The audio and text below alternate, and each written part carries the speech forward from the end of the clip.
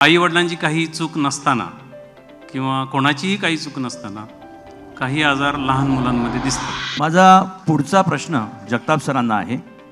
हे हृदयाचे कप्पे, झडपा, नसांबद्दल, त्यांच्या भागांबद्दल आणि त्यांच्या आजारांबद्दल डॉक्टर चोपडा आत्ता बोलले.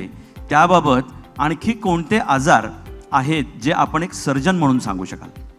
नाशिकला येण्याचा योग बऱ्याच दिवसांनी आला. त्यासाठी प्रथमच मी doctor Manoj Chopra, Magnum heart institute, Magnum group of hospitals यांच्याशी संबंधित असणाऱ्या सर्व लोकांचे मी आभार मानतो. आता आपण मूळ प्रश्नाकडे वळूया. अजून कोणकोणते आजार असतात?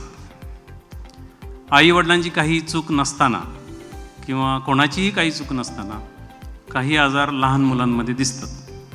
त्याच्यामध्ये हृदयामधले जे कप्पे आपण आत्ता डॉक्टरांनी तुम्हाला सांगितले, त्याच्यामध्ये एक छिद्र असणं किंवा गॅप असणं किंवा त्या रक्तवाहिन्या तयार नसतात झालेल्या, त्या उलट्या पालट्या असतात. म्हणजे अशुद्ध रक्ताची शुद्ध रक्ताला, शुद्ध रक्ताची अशुद्ध कप्प्याला, शिवाय झडपा पण तयार नसतात. ह्या सगळ्यांना कंजनायटल हार्ट डिफेक्ट म्हणजे बर्थपासून असलेले डिफेक्ट म्हणतात. आणि याच आजाराचं स्वरूप ॲक्वायर्ड हार्ट डिझिजेस म्हणतो आम्ही त्यांना, की मोठे झाल्यानंतर, वय वाढल्यानंतर झडपा खराब होतात. त्याच्यामध्ये एक रुमॅटिक हार्ट डिझीज नावाचा एक आजार असतो. तो शक्यतो शाळेमध्ये लहान मुलं ज्यांना संधिवाताचा विकार होतो, ते एक जंतू आहेत, स्ट्रेप्टोकोकाय नावाचे एक जंतू आहेत. त्या जंतूंचा संसर्ग झाला की लहान मुलांना आधी संधिवात होतो, त्यांचे सांधे सुजतात, त्यांना ताप येतो आणि मग काही तपासण्या केल्यानंतर हा आजार रुमॅटिक हार्ट डिझीज आहे. तर त्यावेळी हार्टला काही होत नाही, पण काही वर्षानंतर हळूहळू या जंतूंची काही जे अँटी इन्फ्लेमेटरी रिॲक्शन्स असतील किंवा अँटीबॉडीज असतील, त्याच्यामुळे झडपा हळूहळू खराब होत जातात आणि तो लक्षणं ती मोठी झाल्यानंतर 20 वर्षाची 25 वर्षाची असताना दिसतात. आता हे प्रमाण खूप कमी झालं आहे.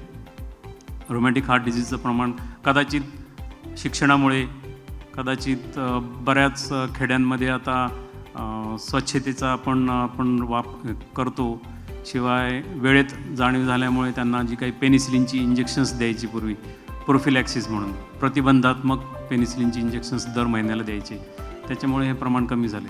तर आता वेगळ्या प्रकारचे म्हणजे डिजनरेटिव्ह व्हाल्व डिझिजेस, म्हणजे वयोमान जसं वाढतं तसं त्याच्यामध्ये व्हाल्वमध्ये काही कॅल्शियम डिपॉझिट होणे किंवा काही बदल होत जाणे आणि म्हणून व्हाल्व्स खराब होतात.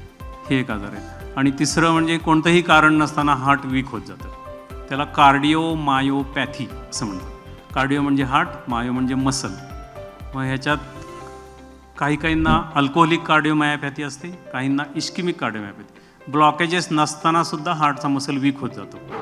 व्हायरल इन्फेक्शन्स, प्रिझर्वेटिव्हचा परिणाम, ज्यांना कॅन्सर आहे त्यांना काही केमोथेरपीचे इंजेक्शन्स देतात, त्याच्यामुळे पण हार्टचा मसल वीक होतो. आणि एकदा हार्टचा मसल वीक झाला की त्याची पंपिंग करण्याची, सर्क्युलेशन मेंटेन करण्याची कॅपॅसिटी कमी कमी होत जाते आणि मग रुग्णांना दम लागतो खूप.